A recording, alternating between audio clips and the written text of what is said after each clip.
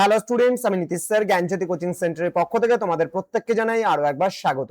তো স্টুডেন্টস, আজকে আমি তোমাদের সঙ্গে আলোচনা করব এনইপি 4 ইয়ার আন্ডার গ্র্যাজুয়েট প্রোগ্রামের অধীনস্থ যে সমস্ত ছাত্রছাত্রীরা যারা নর্থ বেঙ্গল ইউনিভার্সিটি আন্ডারে বিভিন্ন কলেজগুলোতে ফোর্থ সেমিস্টারে পড়াশোনা করছো মাল্টি ডিসিপ্লিনারি কোর্স নিয়ে, তাদের কিন্তু এই বছর ফোর্থ সেমিস্টারে থাকছে হচ্ছে ভিএসি 1 এ এনভায়রনমেন্টাল স্টাডিজ।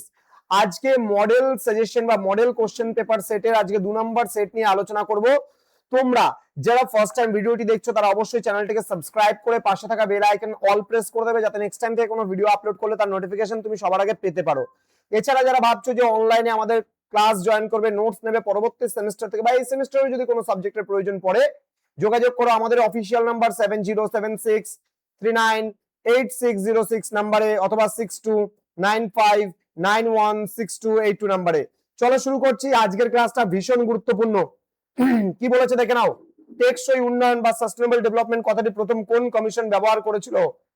এটা হবে ব্রুন্টল্যান্ড কমিশন। ওকে। নেক্সট, রাষ্ট্রপুঞ্জ কর্তৃক নির্ধারিত টেকসই উন্নয়ন লক্ষ্যমাত্রার সংখ্যা কয়টি? এটা হবে 17টি। নেক্সট, পরিবেশ শিক্ষার প্রধান উদ্দেশ্য কি?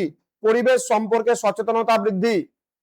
নেক্সট, নিচের কোনটি একটি নবীকরণযোগ্য সম্পদের উদাহরণ? এটা হবে সৌরশক্তি। নেক্সট, বনভূমি ধ্বংসের প্রধান কারণ কি?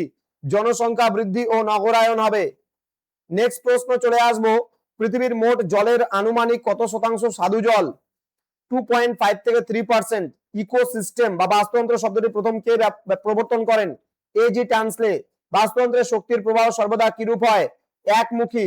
বাস্তুতন্ত্রে লিন্ডেম্যানের 10% সূত্রটি কিসের সঙ্গে সম্পর্কিত? শক্তির প্রবাহের সঙ্গে। নেক্সট প্রশ্ন রয়েছে, ভারতের একটি অন্যতম বায়োডাইভার্সিটি হটস্পট কোনটি? এটা হবে পশ্চিমঘাট পর্বতমালা। বায়োডাইভার্সিটি শব্দটি প্রথম কে ব্যবহার করেন? ডব্লিউ.জি. রোজেন। নেক্সট, ইন সিটু সংরক্ষণের একটি উৎকৃষ্ট উদাহরণ কি? জাতীয় উদ্যান। নেক্সট, এক্স সিটু সংরক্ষণের একটি উদাহরণ হলো চিড়িয়াখানা। নেক্সট রয়েছে, পানীয় জলে আর্সেনিক দূষণের ফলে মানুষের কোন রোগ হয়? এটা হবে ব্ল্যাক ফুট ডিজিজ। শব্দ দূষণ পরিমাপের একক কি? ডেসিবেল একক। মিনামাটা রোগ কোন দূষণের কারণে হয়েছিল? এটা হবে পারদ দূষণের কারণে। নেক্সট রয়েছে, ভোপাল গ্যাস দুর্ঘটনায় কোন বিষাক্ত গ্যাস লিক হয়েছিল? MIC বা মিথাইল আইসোসায়ানেট।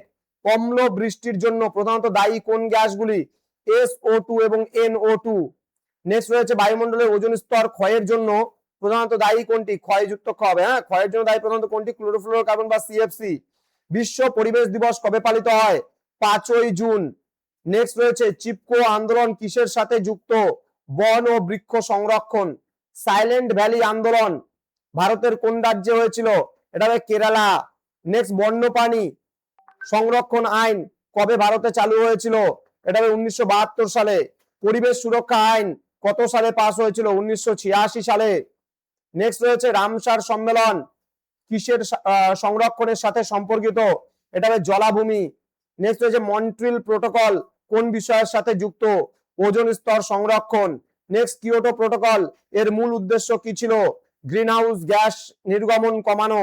ভারতের জীববৈচিত্র্য আইন কবে প্রণীত হয়েছিল? এটা সঠিক উত্তর হবে 2002 সালে। NGT এর পুরো নাম কি? National green tribunal. নেক্সট, বায়ু দূষণ নিয়ন্ত্রণ ও প্রতিরোধ আইন কত সালে পাস হয়েছিল? 1981 সালে। তো স্টুডেন্ট, এই ছিল আজকের মডেল সেট 2। এরপরে আরো কিন্তু তোমাদের 3টা মডেল সেট আসবে। 3টা মডেল সেট আরো আসবে। এই 3টা মডেল সেটে আরো আমরা 30টা করে, আরো 3টা মডেল সেটে 90টা প্রশ্ন নিয়ে আরো আলোচনা করব মোস্ট ইম্পর্টেন্ট। এবং লাস্ট মিনিট সাজেশন হিসাবে তোমরা কিন্তু একটা প্রশ্ন 50টার একটা কম্বাইন্ড প্রশ্ন পাবে। ঠিক আছে? তো স্টুডেন্টস, দেখা হবে খুব তাড়াতাড়ি আরো একটা নতুন ক্লাস নিয়ে তোমাদের সঙ্গে।